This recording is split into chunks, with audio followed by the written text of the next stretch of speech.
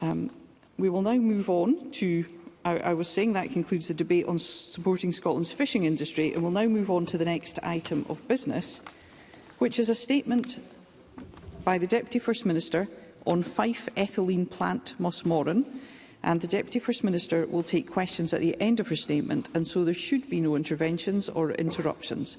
And I call on the Deputy First Minister. Presiding Officer, the Chamber will be aware that ExxonMobil, the owner and operator of the Fife Ethylene plant, have today confirmed their decision to close the plant from February 2026.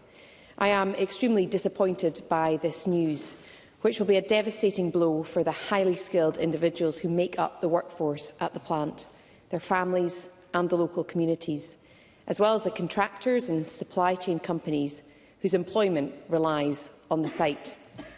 The loss of such high-value jobs is a very significant blow to Scotland's economy. ExxonMobil informed me on Monday, the 17th of November, yesterday, that this decision followed a formal marketing exercise to seek a buyer for the plant, but no viable offer has been received. I was first made aware by the business that it was actively marketing the site on the 11th of November. I understand that discussions have been underway with the UK Government since April 2025. The business has cited that this regrettable decision has been taken on the basis of prolonged negative market conditions for ethylene, an ageing plant, a dwindling supply of ethane from the North Sea, and the UK Government's policy regime on energy prices and carbon taxes. ExxonMobil will now commence a period of consultation with its workforce, and I expect to receive regular updates on progress from the business. Members will understand that we have been aware of this situation for a very limited amount of time, but I wish to provide my assurance to the workforce that we will work with them and their representatives to explore all options to support them, and I can confirm that we have enacted our PACE initiative. I've made clear to the business that it has a duty to its workers. I expect them to be actively exploring all options to identify new roles across the business for those affected by the asset's closure.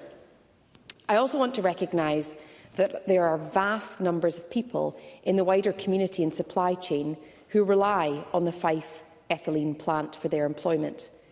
To this end, I will engage constructively with Fife Council, businesses and other stakeholders, including MSPs, to consider all possible actions to mitigate any impact on the local economy. I also intend to convene a task force which will include a range of stakeholders to urgently consider any actions that the Scottish Government, with the limited economic powers that we have, to take to mitigate the impact of this decision. And I'll keep the Parliament updated on the work of that task force. Presiding Officer, the Scottish Government wants to secure a long-term and sustainable future for Mossmorran. However, and perhaps more pertinently today, any hope of Mossmorran remaining a source of highly paid jobs in the manufacturing sector relies on phasing in, at pace, alternative projects. Members will be aware that the Scottish Government has already provided material support to bring such projects forward at Grangemouth, and it's my intention to expand the Grangemouth Investment Task Force to include Mossmorran as a potential location for projects that have been identified through the Scottish Enterprise Endeavour. We will work with our partners, including the UK Government, to expand the eligibility of projects that are identified through the Investment Task Force that could also locate at Mossmorran with the hope of securing high-value jobs and investment. It will be critical in the coming months and weeks for all stakeholders to play their part, and I call on all those with a vested interest across this chamber and beyond, and in particular the UK Government, to work with me to secure a future for the site that aligns to our ambitions. ExxonMobil has been clear in its announcement today that the UK's current economic and policy environment does not create a competitive future for its site.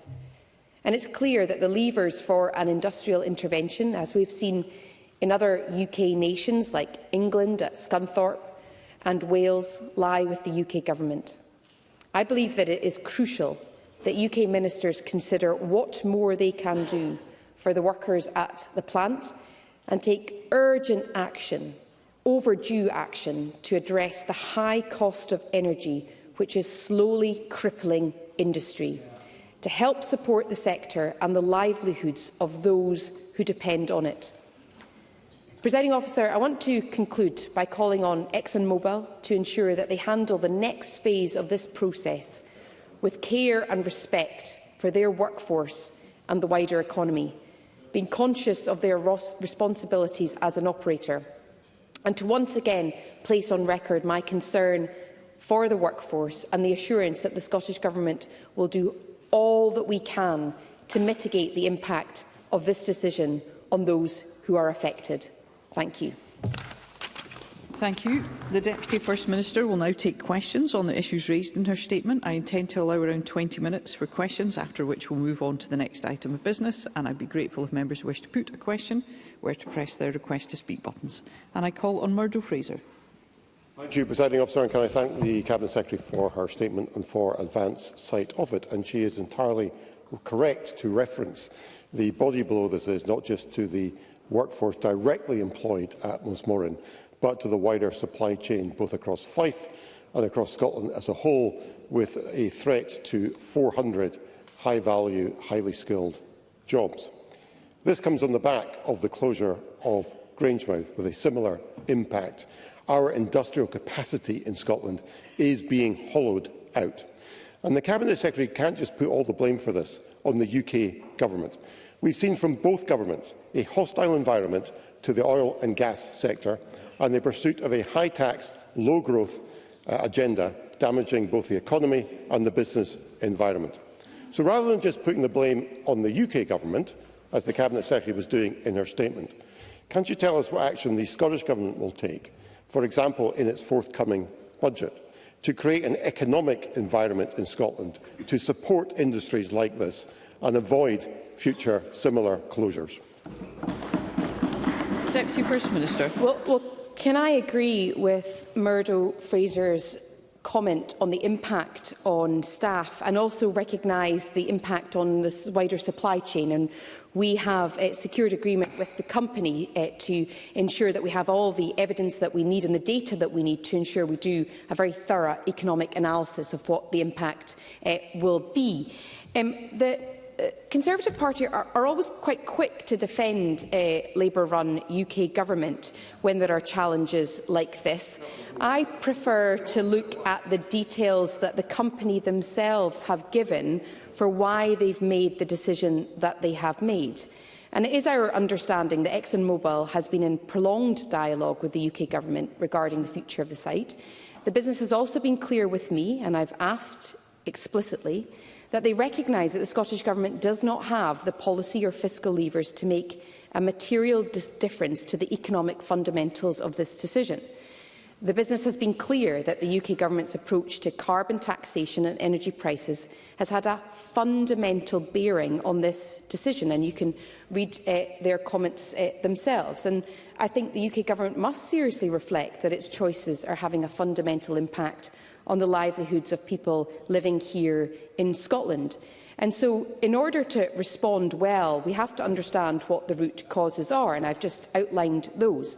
In terms of the action that the Scottish Government will take, I've also been clear in my statement about our determination to convene a task force to phase in some of the work that we have been doing through Grangemouth, to identify some of the projects with the most potential and to consider whether there is a future for them at this particular site. It is early days, but that illustrates the determination that this government has to ensure that we protect the local community from the worst economic impacts of this decision. Daniel Johnson. Thank you, and can I thank the Deputy First Minister for advance sight of her statement, and can I agree with her on her opening remark that this is devastating news, both for the workers and also the wider community in Fife impacted by this decision.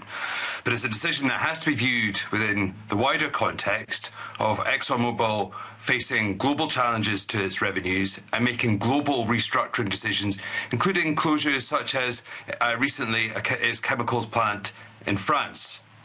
UK ministers, I understand, have been actively trying to engage with the company over many months, but the only proposals coming forward would have left the taxpayer on the hook for millions without any route to profitability. So can I ask the following questions?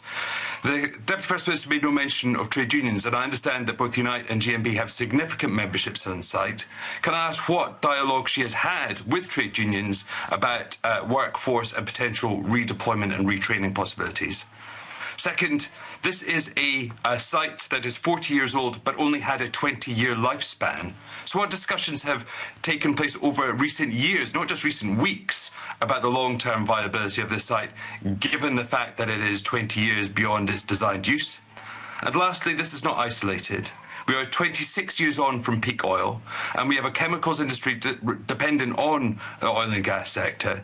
So what plans does the Scottish Government have, or is seeking to have, regarding the wider chemicals industry in Scotland? Before I call the Deputy First Minister, I would remind all members of the requirement that their camera should be on and that we should not ordinarily have audio contributions in the chamber. Deputy First Minister. Thank you. And in terms of the specific questions that Daniel Johnson has asked, in terms of trade unions engagement, I engage with both GMB and Unite the Union this afternoon at between 2 p.m. and 3 p.m. and I will be rushing from the vote tonight at decision time to re-engage with them at approximately 6:30 p.m. In terms of the engagement about the site, this was a very specific conversation that I had with the company about the site, and that's why it's really important that we are able to work constructively with them to fully understand what some of the challenges are about that site, but also some of the opportunity. And Daniel Johnson also talked about this not being an isolated incident and about our wider engagement with the chemicals industry.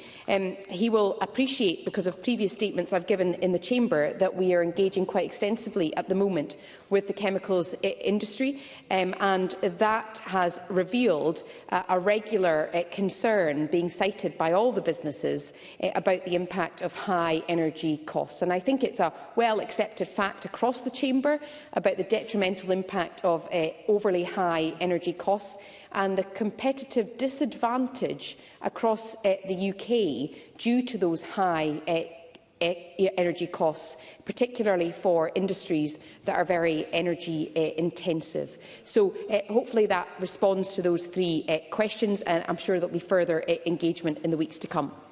Thank you. I call Annabel Ewing to be followed by Ros McCall. Thank you, Presiding Officer. This sad news is indeed a body blow to the hundreds of highly skilled workers and contractors employed at the site and the supply chain, as well as to the wider economy across Fife and Scotland.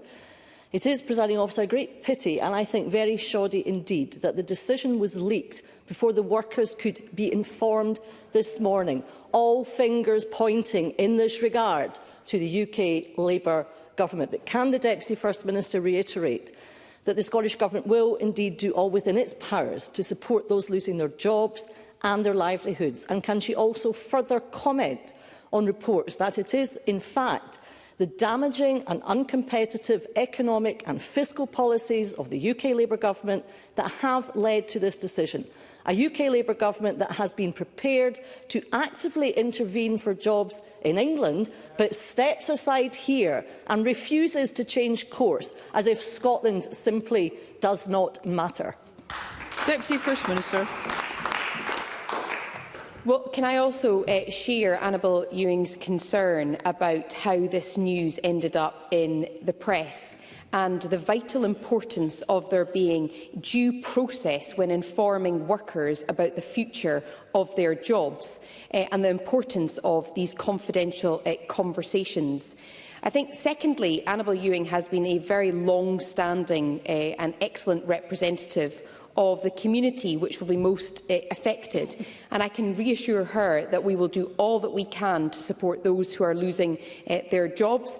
I am clear that the highly skilled workforce at Mossmorran play a vital role in our economy, and I will do all that I can to ensure that it continues.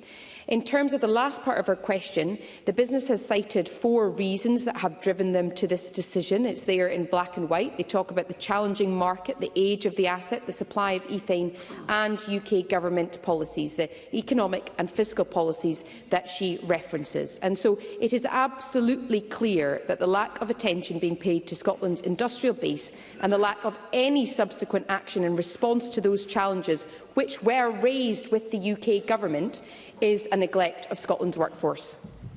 Thank you, Ros McCall, to be followed by Kevin Stewart.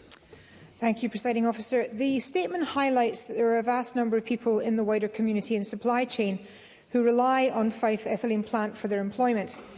So does the First Minister have any numbers on how many people within Fife that this will affect? And considering how many people will be looking for alternative employment and upskilling, can the Scottish Government reassure Fife College that it will have the funding required to provide the courses, given the inflexibility of the current process?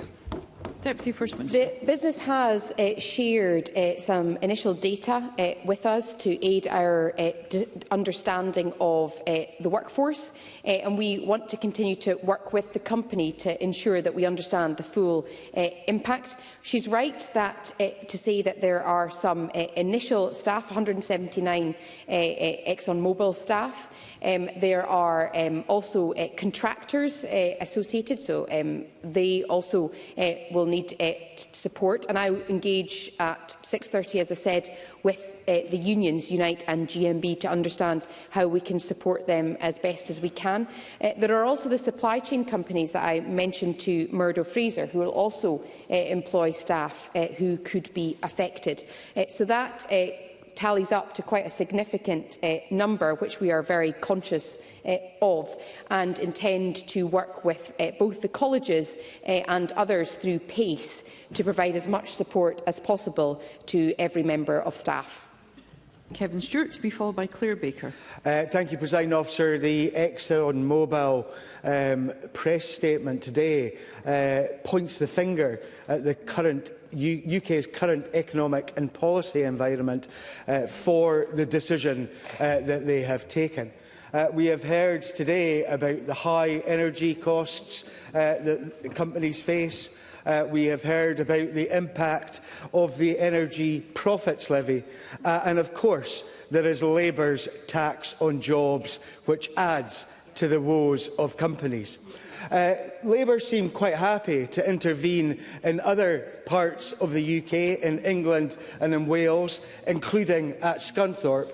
But it seems that Scots do not matter. Scotland is once again an afterthought, and I would ask the Deputy First Minister how we can change that. Do we require independence to get things right for our industry here in our country?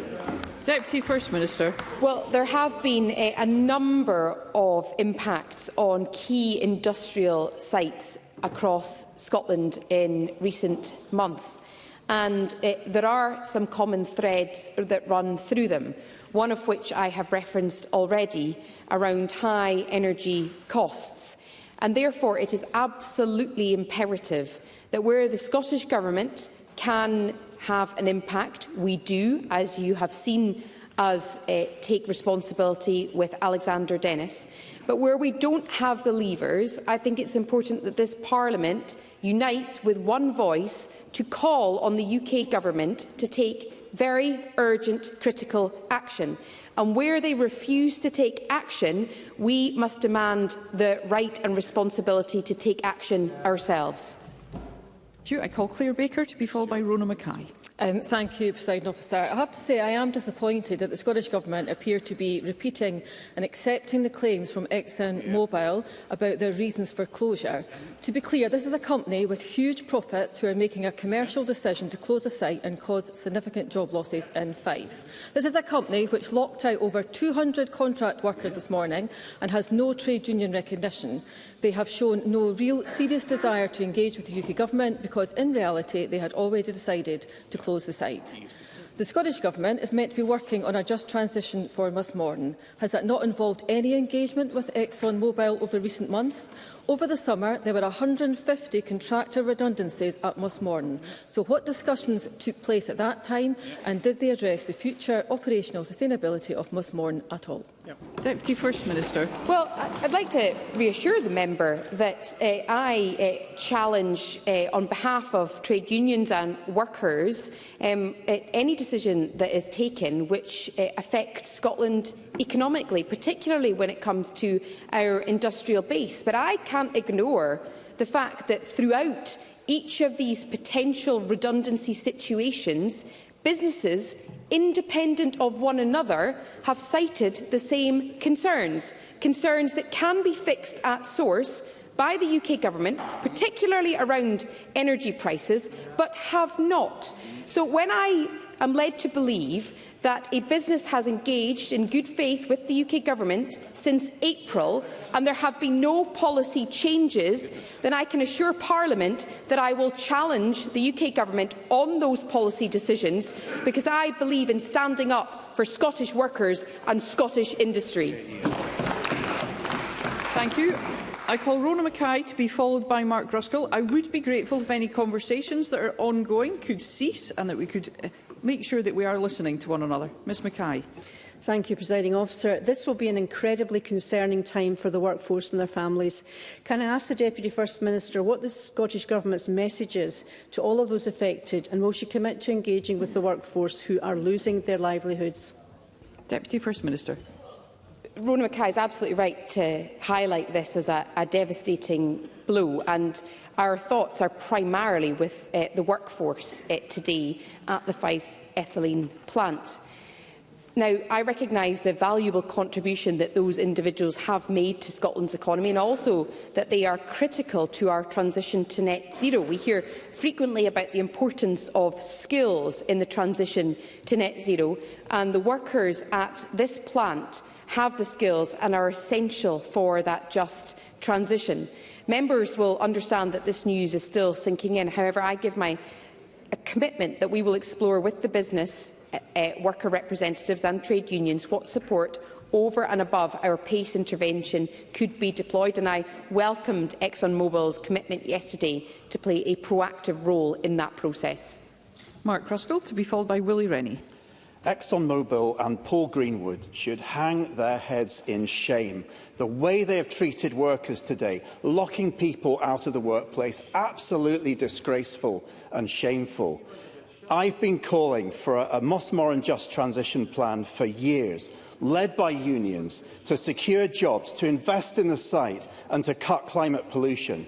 And in June 2024, the Minister for Climate Action told me in this chamber that work will be started on a Mossmorran plan early in 2025. So can I ask the Deputy First Minister, where is the plan? There's no mention of it in the statement, just a blame game between governments.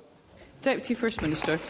Well, in terms of the just transition, we have been working at pace to develop a just transition plan at Grangemouth. That was published in summer. I think my colleague, although I need to double-check, had talked about delivering the just transition plan for Grangemouth and following that very rapidly with a just transition plan for Mossmorran. Our opportunity now is to, as I said in my statement, to work on options and opportunities for Mossmorran as part of our wider approach to Grangemouth. Willie Rennie, to be followed by Jackie Dunbar. I've lived in the shadow of Mossmorran for almost 30 years, in good times and in bad times, and there has been bad times. This is, however, an important local employer. But what surprises me is that the government is always surprised when these announcements come.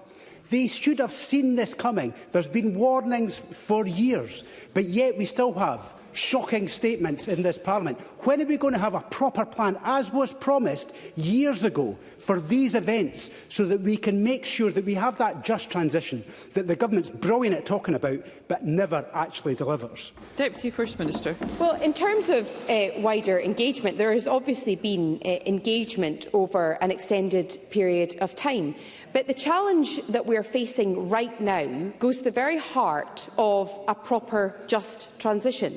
And it is about ensuring that we support those assets that are at the heart of the just transition and are facing enormous challenges. Willie Rennie talked about issues not coming as a surprise. The issues that the business has cited are not a surprise. We have been talking about high energy bills and some of the wider challenges for years. The difference is that I can't do anything to change the high energy bills.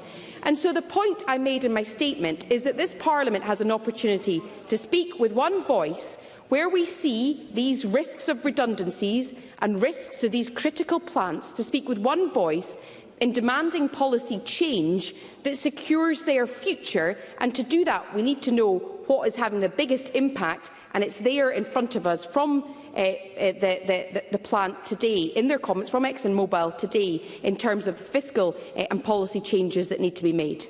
Jackie Dunbar, to be followed by Douglas Lumsden. Can the Deputy First Minister say more about the Scottish Government's latest engagement with ExxonMobil, and can she confirm that the business will work constructively and collaboratively on the next steps needed? Deputy First Minister. Well, that's certainly the request I made of ExxonMobil, and they confirmed that they were willing to work with the Scottish Government on the various points that I have outlined. So I welcome that indication that they have given to me to work with us to support the staff. In terms of most recent engagement, I engaged last week on the 11th of November and engaged again yesterday afternoon. Douglas Lumsden, to be followed by Stuart McMillan. Presiding Officer, sadly we are witnessing the self-inflicted deindustrialisation of much of Scotland, and it's self-inflicted by both governments with their anti-hydrocarbon rhetoric. Presiding Officer, there are two neighbouring plants at Mossmorran. Exxon have made this announcement, but we still have Shell and the gas liquid plant. So can I ask the Deputy First Minister, what discussion have taken place with Shell on whether their NGL plant remains viable with the loss of Exxon's ethylene plant? Deputy First Minister. A very important question, which is precisely why my officials engaged with Shell this afternoon. They confirmed that the Shell Fife natural gas liquids plant is a separate operation, and businesses from the Exxon Fife ethylene plant. As such, they do not anticipate any direct impact on Shell Fife NGL operations or jobs, which I hope gives really important reassurance. Stuart McMillan, to be followed by Paul Sweeney. Thank you, Presiding Officer. Scotland's energy industry workforce is one of our greatest assets, irrespective as to where they live, and it's vital that we support the skilled workers who are key to both our energy security and also the delivery of a just transition. So what immediate steps is the Scottish Government taking to identify options to retain these critical skills and protect the livelihoods of those affected? Deputy First Minister. To retain the skills is uppermost in my mind at the moment. I mentioned earlier that we hear frequently, and I think there's a debate tomorrow actually, on the importance of skills as part of the just transition. And so supporting these workers who have the skills that we need is uppermost in my mind. And there's a number of different initiatives that we will progress with, including through PACE and through training and so on, and looking at new projects that can be phased in, as I mentioned previously, to ensure that we don't lose any of these important skills. Paul Sweeney, to be followed by Alexander Stewart. Thank you, Presiding Officer. It's not clear how proactive ExxonMobil have been in marketing the asset to the international market. Would the Deputy First Minister consider more proactive measures to secure international investment in this asset, and also consider competitive measures, such as joining with Shell, who operate the neighbouring plant, to consider a private wire power purchase agreement which could significantly reduce energy costs to what is one of Scotland's most electricity-intensive consumers? Deputy First Minister. I'm very keen to have those discussions, as the member have outlined. We can do some of that through the work the Scottish Enterprise is doing with Grangemouth in terms of forthcoming interest, but I am also conscious that there will be other interest out there, and Scottish Enterprise and the Scottish Government, our doors are very firmly open to have conversations with anybody who has an interest through investment or developing new opportunities at the site. And Alexander Stewart. Presiding Officer, the ExxonMobil site at Mossmorran has been the cornerstone of chemical production for 40 years. The closure reflects the huge challenges faced by a high-tax, low-growth policies of both Labour and the SNP, not forgetting the hostile environment that both these parties have created for the oil and gas sector. Therefore, what action is the Scottish Government taking to limit the damage that this decision will undoubtedly cause for the workforce and the wider community? Deputy First Minister. Mr Alexander Stewart only exempting his own party, who were quite recently in government down south.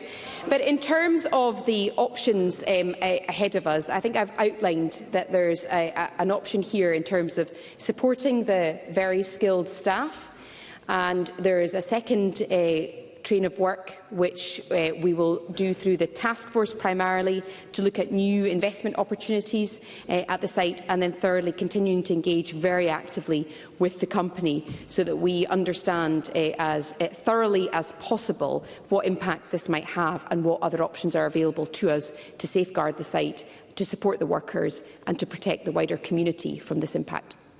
Thank you. That concludes the ministerial statement. The next item of business is consideration of Parliamentary Bureau Motion 19809 on a committee substitute.